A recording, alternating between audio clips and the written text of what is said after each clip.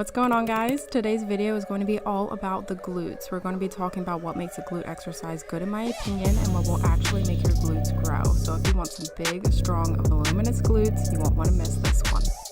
Hello my YouTube family. It is a wonderful day to keep showing up. Today I want to take you through the first workout in my new program. It is a glute day because I heard you're trying to build the biggest glute you can in 2025. So I want to share all the tips I know that have helped me, so hopefully it'll help you. I'll take you through my workout, maybe do a little workout edit to hype things up, but afterwards I want to sit down, really go into detail on my workout and talk about tips when it comes to form, structure, intensity with building your glutes so that we can all build the biggest glutes we can in 2025 together. I'll have timestamps down below if you want to skip around different sections, but other than that, I think this will be good. I'm gonna go get ready for the gym. I'm gonna get my pre-workout and then we're gonna hit this lift.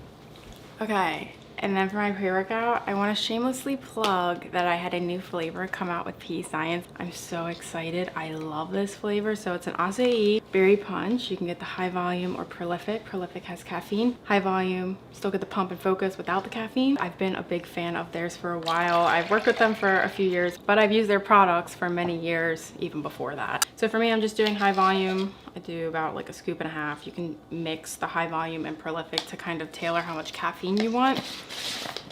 But I'm so incredibly blessed and grateful. I'm excited about this flavor. So if you're in the market for a new pre-workout, maybe check it out.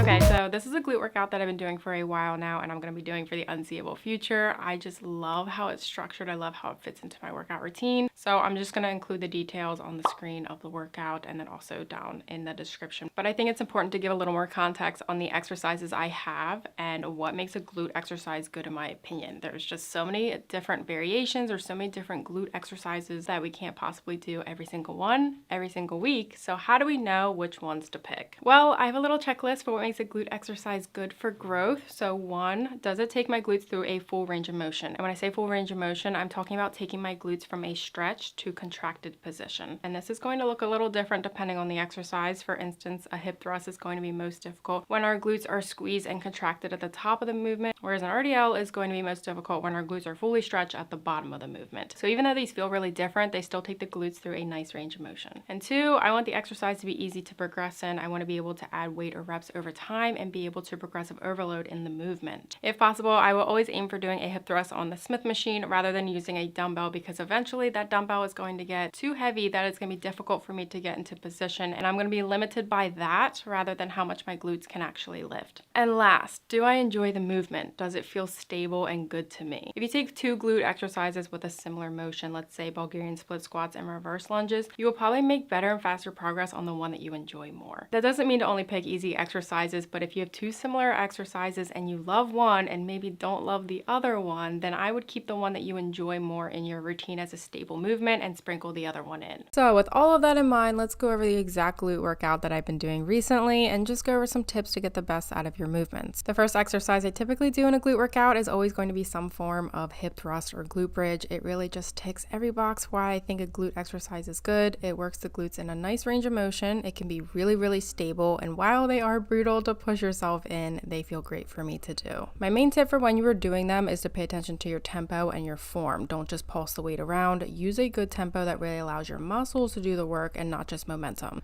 Also for these, it's really important to reach full hip extension at the top. You don't want to go too far, but just make sure you're going all the way up and squeezing your glutes. I like to hold for a good 1 to 2 seconds at the top for great measure, since this works your glutes in the shortened position. After that, we have RDLs. In my opinion, RDLs may be one of the trickiest movements to get down, and I know I struggle with them a lot in the beginning. There are so many things to take into account, so I think the best way to really go over this is to go through my thoughts and cues for the movement. First thing to internalize, even though the weight is going up and down, this is less of an up and down movement and more of a forward and back movement. We want to initiate the movement by hinging at the hips, and doing this can feel quite odd if you aren't used to it, but the way I think it's easiest to understand is that we want to sit back into the movement almost like we're trying to push a drawer in with our butt. So instead of thinking about the weight going down, think of your hips sitting back. This movement will work both your hamstrings and your glutes, but the more you have a bend in your knees, the more it will bias your glutes, and the straighter your legs are, the more it will bias your hamstrings. So notice the soft bend I have in my knees to try and hit some more glutes. And the last mistake I see people make is that they work outside of their range of motion by going too low with the weight. Once your hips stop going back, you want to stop, because if you go any lower, then you're just going to use your lower back to get that extra range of motion, and this can cause some lower back pain and cause your lower back to do more work than it needs to do. And this might look different for everyone based on your flexibility and your body's dimensions. And then when you come back up, pretend there's a rope tied around your hips that's resisting them now coming forward. Don't just think of standing up, but think of pushing your hips forward with your glutes and your hamstrings. So just to recap, initiate the movement by sitting back and pushing your hips back. Have a soft bend in your knees if you're trying to hit more glutes, and only go low enough and work within your active range of motion, and then pull forward with your hips to complete the rep. After RDLs, the next exercise I do is always some form of single leg exercise. So usually for me, that's either a step up or a single leg press. Right now it's step ups, and I absolutely love doing them on the Smith machine. Why the Smith? Well, it goes back to my checklist. It's stable, I can easily add weight, and they honestly just feel the best for me. But that might not be the case for you, so if you prefer doing them with some dumbbells or opting for a single leg press, I get it.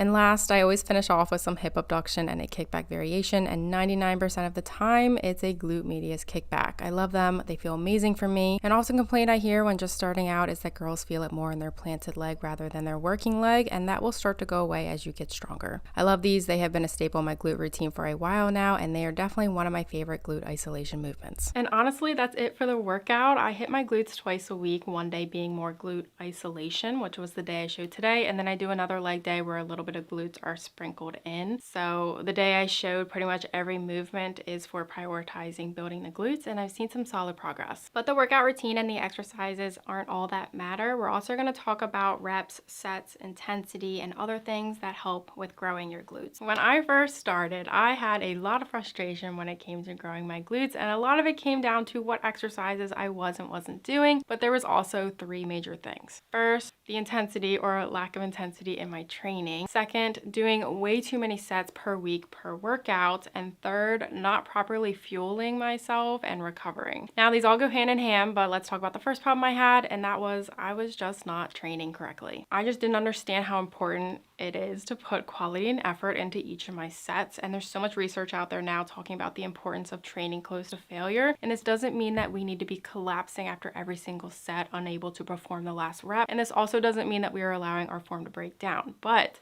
those last few reps right before you can't do anymore are so important for muscle growth. And if you're missing out on those, you probably won't see all of the progress you want. So I had to be brutally honest with myself, look at my training, and ask, am I actually locking in and training hard? And the answer was no. I was training a lot, doing a lot of exercises, workouts, sets, and reps, but all of that was quantity, and what I was looking for was quality. And that leads me to my second mistake. I thought I was doing better when honestly I was just doing more. If you broke down the total amount of sets I was doing per week to just train my glutes, so add up hip thrusts, RDLs, hypers, kickbacks, I was doing 30 plus sets a week, whereas now I'm only doing 12 to 18 total sets a week for my glutes. So now that I was training much harder and training closer to failure, I was now able to focus on such an important concept for building muscle, and that is the concept of progressive overload. While strength is not the primary reason for why I train my glutes, I want my glutes to grow in size, and glutes growing in size should also be getting stronger. And that's where the concept of progressive overload comes in. Over time, as we are training intensely, we should see some form of progress that indicates indicates that our glutes are growing. If week 1 we can squat 100 pounds for 3 sets of 10 reps, by week 8 or 10 we should be able to squat 100 pounds for 3 sets of 12 or 110 pounds for 3 sets of 10. And these are just examples, but over time you should be able to do more in some way. And a lot of people get confused. Progressive overload is not something you plan for. We don't plan to increase the weight at structured intervals. You should just be trying to do more each set. But don't be discouraged if you're not getting stronger every single workout. Fluctuations in external factors like your sleep, hydration, nutrition, and stress, so many other